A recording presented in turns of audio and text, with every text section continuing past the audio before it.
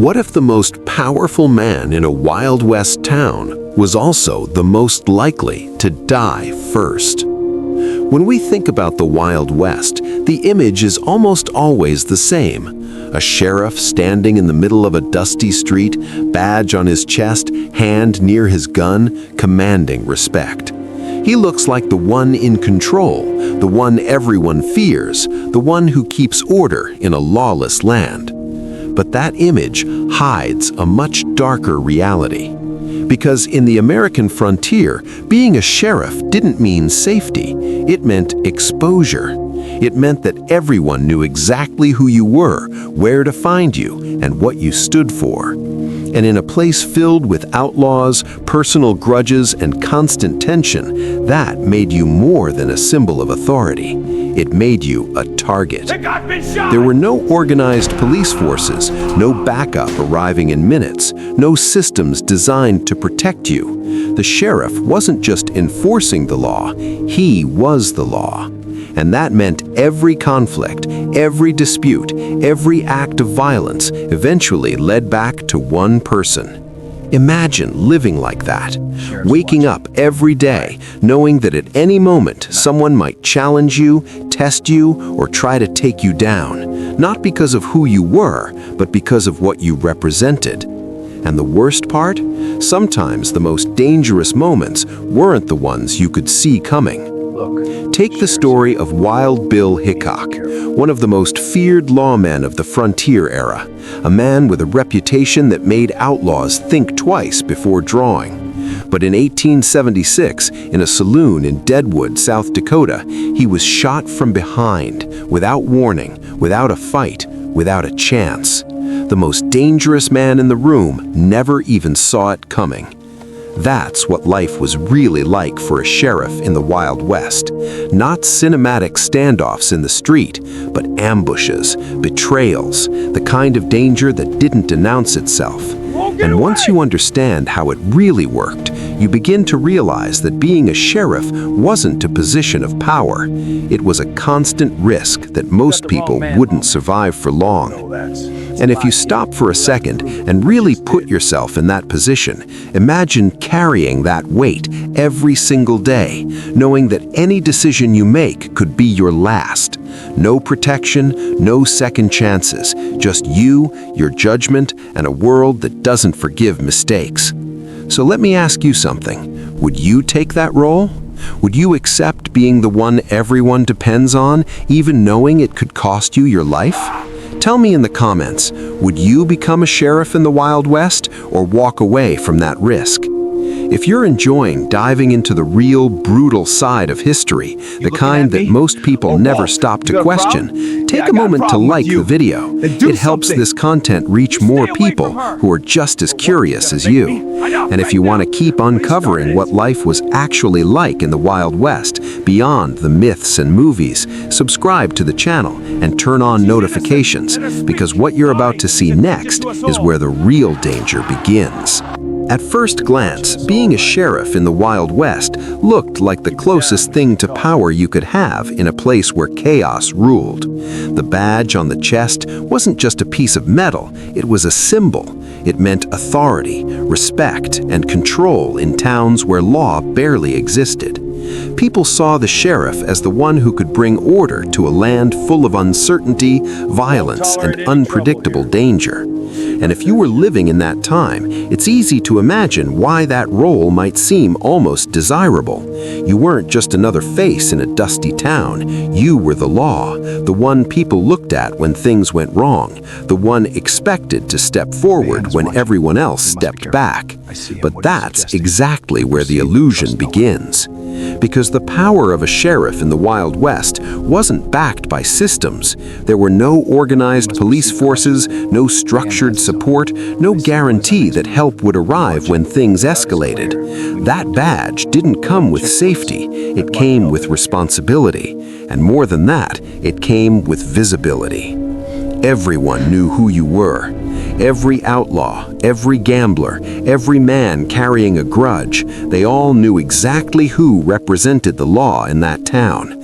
And in a place where disputes were often settled with violence, that visibility turned the sheriff into something far more exposed than anyone else. Think about what that really means. While others could move through the town without drawing attention, the sheriff couldn't. His presence alone carried tension. Every step he took, every look he gave, every decision he made could be interpreted as a challenge. And in the Wild West, challenges didn't stay as words for long. They escalated. Consider Pat Garrett. He hunted down Billy the Kid across the New Mexico territory, one of the most dangerous pursuits in frontier history. He caught him, he killed him, and yet just a few years later, Garrett himself was shot dead on a dusty road outside Las Cruces. The man who ended one of the West's most notorious outlaws couldn't escape the same fate. That's what being a lawman in that era truly meant. There was no retirement, no safe distance. The moment you put on that badge, you became the center of everything that could go wrong. If this already changed the way you see what it meant to be a sheriff in the Wild West, comment target below, because what comes next reveals why being visible wasn't just risky, it was exactly what made survival so unlikely. And this is where the danger stops being just a possibility and starts becoming something inevitable. Because once you understand how the Wild West really worked, you begin to realize that being a sheriff didn't just mean facing danger, it meant attracting it. In a frontier town, conflict was constant. Disputes over land, money, cattle, pride, they were part of daily life. And when those disputes escalated, there was always one person expected to step in, the sheriff. That meant every problem had a direction, every tension had a destination, and sooner or later, everything pointed to the same individual. But here's what made it even worse. Criminals didn't just fear the sheriff, they studied him. They knew his routines, where he walked, where he stayed, who he spoke to.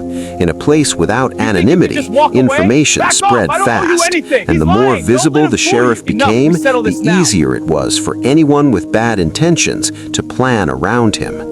In Tombstone, Arizona, Sheriff John Behan knew exactly what kind of pressure that felt like. He was caught in the middle of one of the most volatile political and criminal conflicts in frontier history, the feud that would eventually lead to the gunfight at OK Corral. He wasn't facing anonymous strangers, he was surrounded by men he knew, men who had agendas, men who were watching every move he made. In that environment, staying alive wasn't just about being fast with a gun, it was about reading the room perfectly every single day. And the sheriff couldn't step away from that. He couldn't choose to ignore it, couldn't blend into the background, couldn't disappear when things became too dangerous, because the moment he did, the entire idea of law in that town began to collapse. So he had to face it, every time, every conflict, every threat, every man who decided to test him. And that created a pattern, one that repeated itself across countless towns in the American frontier. The sheriff wasn't just involved in danger, he became the center of it, the first to be challenged, the first to be confronted, and often the first to fall when things went wrong. But even that wasn't the most difficult part of the role, because facing danger is one thing, facing it alone is something else entirely. If this made you realize how exposed a sheriff really was in the Wild West, comment "no escape" below, because what comes next reveals why being alone made everything even more dangerous. And this is where the reality becomes even harder to ignore, because in the Wild West, being a sheriff didn't just mean being the target, it meant standing alone when it mattered most. There was no system behind him, no trained force ready to respond, no structure designed to support him in moments of crisis. What existed were small towns, scattered people, and a fragile sense of order that depended almost entirely on one individual holding it together. Think about how law enforcement works today.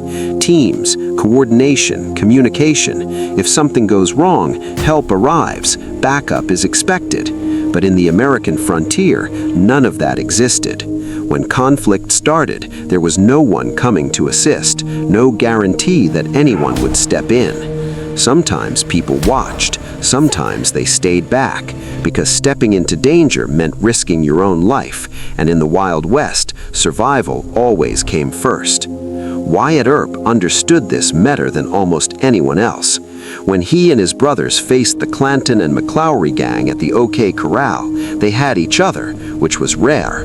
Most lawmen weren't that fortunate. Most sheriffs stood alone in towns where the people they were supposed to protect were too afraid, too indifferent, or too involved to help. 30 seconds of gunfire in that Tombstone alley, and even Wyatt, with backup, nearly lost everything. Imagine facing that without anyone beside you. So when a situation escalated, the sheriff didn't just represent the law. He was the only line between order and